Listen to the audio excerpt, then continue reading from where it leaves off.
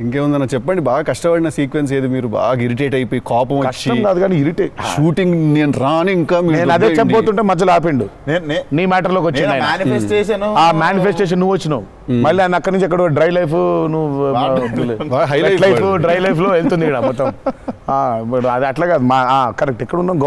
గోవాలో ఫ్రస్ట్రేషన్ వచ్చేసి బీపీ పెరిగిపోయింది. నాకేందంటే అది నువ్వు అన్నావు కదా మేనిఫెస్టేషన్ ఇట్లాంటివి గలీజ్ పనులన్నీ అయితే నాకు వేడి చచ్చిపోతున్నాము సముద్రంలో అలా నవ్వుకుంటూ ఉండాలి కానీ వేడి తొబ్బేస్తుంది అంటే ఇంకా పైన అట్లా అట్లా లిట్టలు కట్టుందంటే వర్షం ఇక నిప్పుల వర్షం కురిపిస్తుంది సూర్యుడు పైకి.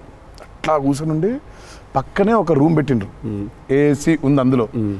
శివా పోతా ఇంకా ఒక్క షాట్ అన్నా పోతా, నేను చచ్చిపోయేలా ఉన్నాను, నేను చచ్చిపో నాకు ఒక్క సెకండ్ నిజంగా ఇంకా అబ్బాయి ప్రంతి పిల్లలు ఏమైంది నా జీవితం ఏంది నేను చచ్చిపోతానా అని అయిపోయింది. ఓకే అన్నారు. ఇక అక్కడే లుంగి ఇట్లా తీసి అఫ్కోర్స్ షార్ట్స్ ఉన్నాయి, ఆ షార్ట్స్తో పరిగెత్తిన లోపలికి పరిగెత్తి వెళ్ళి తలుపు అట్లా వేసుకోగానే ఒక్క సెకండ్ చల్లగా ఉండింది.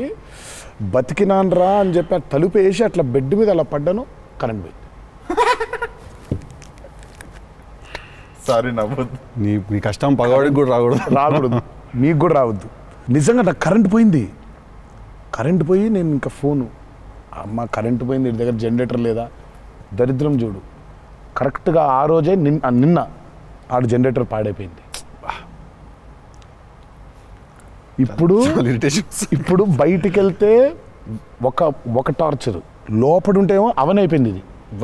ఇక ఇప్పుడు నేను ఇప్పుడు బయట ఒక చికెన్ లాగా ఫ్రై అయిపోవాలా, తందూరు అవ్వాలా, లేకపోతే లోపల ఇడ్లీ లాగా స్టీమ్ అవ్వాలా. ఈ మీమాంసలో సౌత్ ఇండియన్ ఇంకా ఏంటో ఇది అసలు నా వల్ల బనీని చింపేద్దాం అనుకున్నా. అసలు నాకేం అర్థమవట్లేదు ఎందుకు జరుగుతుంది ఇట్లా, ఎందుకు ఇలా జరుగుతుంది, నేనేం పాపం చేశాను. ఇలా జరుగుతుంటే ఒక అరగంట పోయింది, 40 నిమిషాలకి కరెంట్ వచ్చింది. 40 నిమిషాలకి కరెంట్ వచ్చింది, షార్ట్ రెడీ అన్నారు. సరే ఇప్పుడు నేను చెప్తా ఇంకా అవ్వలేదు. ఇప్పుడు ఇది ఎంతసేపు అవుద్ది వేడి, ఇది చల్లబడాలి కదా, ఇది చల్లబడే లోపు టైం లేదు. ఇది చల్లబడాలంటే ఆ రూము ఆ పర్టికులర్ మూమెంట్లో ఈజీగా 15-20 నిమిషాలు పడుతుంది.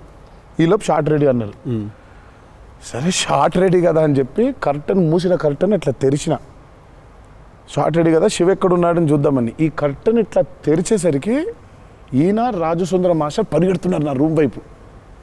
నాకు అర్థం కావట్లేదు వీళ్ళు దేనికి ఇట్లా పరిగెడుతున్నారని. అక్కడ చల్లగా ఉంది వద్దామేమన్నా. వచ్చిన తర్వాత చూస్తే అప్పుడు ఆయన చెప్తాడు స్టోరీ ఏంటో. సార్ మాది వేరే, అందరం కలిసి భోజనం చేస్తున్నాం, ఆ చెమటలతోనే ఇది అయింది, కరెంట్ లేదు, బయట కాలిపోతుంది, టెంట్లో కూడా బ్లాక్ క్లాత్ టెంట్లు అయ్యి తగులుతుంది, అసలు వేడి ఇటు నుంచి వస్తుంది. అలా ఉంది. మాదేంటి హీరో రూము, ఏసీ కట్టెలు వేసి ఉన్నాయి, లోపల జరిగే టార్చర్ ఇలాగా ఉందేమో అనుకుంటున్నారు మీరు అక్కడ. ఆ చిన్న దూరితే ఏదో అని.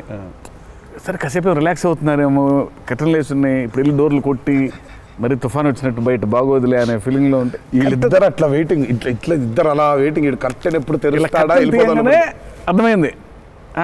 చిన్న ఉన్నారు చూస్తున్నారు మనల్ని, పరిగెత్తుదాం లోపలికి ఏసీ కోసమని వచ్చాడు. ఎక్కడికన్నా చచ్చిపోతున్నా అన్న, అవ్వట్లేదండి, ఇక్కడ కూడా అట్లాగే ఉంది పరిస్థితి, ఏం పెద్ద లేదు, రండి ఇదే ఇంత వేడిగా ఉంది అన్నట్టు.